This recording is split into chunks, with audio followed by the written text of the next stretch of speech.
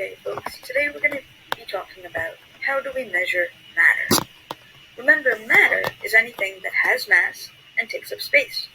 All objects, like desks, pencils, and doors, are made of matter. So are all organisms, like plants, insects, and people. Only nouns can be matter.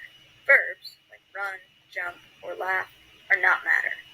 Neither are adjectives, like happy, yellow, or 7.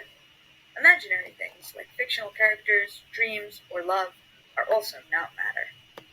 We can observe matter using our 5 senses. 2 important properties of matter that we can observe are mass and volume. We observe mass using our sense of touch. We feel whether the object is heavy or light. We observe volume using our sense of sight.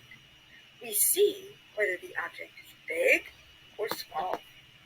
In science, we often need to make quantitative observations, which are observations that use numbers.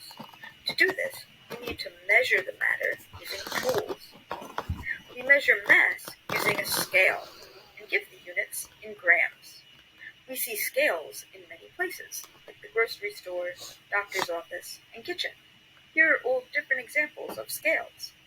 If I put a banana on a scale and it says 140, I would know the mass is 140 grams. We measure volume using a graduated cylinder and give the volume in milliliters. We can see most liquids measured in milliliters, like on a water bottle, soda can, or milk carton. Here are water bottles with different volumes measured in milliliters.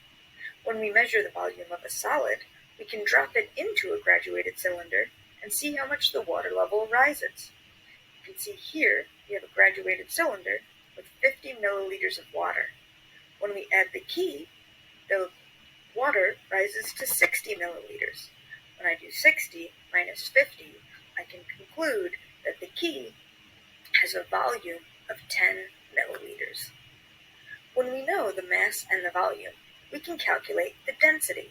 Scientists know the density of many common materials, so when we know the density of an object, we can determine what the object is made of. For example, if I had a red mystery liquid, I can calculate the density to figure out what it is. Here is my red mystery liquid. If I calculate the density and it's 0.8 grams per milliliter, I would conclude it was alcohol. But if it's 1.0 grams per milliliter, I would conclude it's just water that's been dyed red.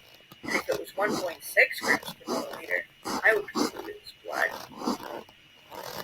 Density means how much mass is in a specific volume and describes how closely packed the particles are. If many people are in an elevator, there will be a high density because everyone will be pushed close together. If few people are in an elevator, there will be a low density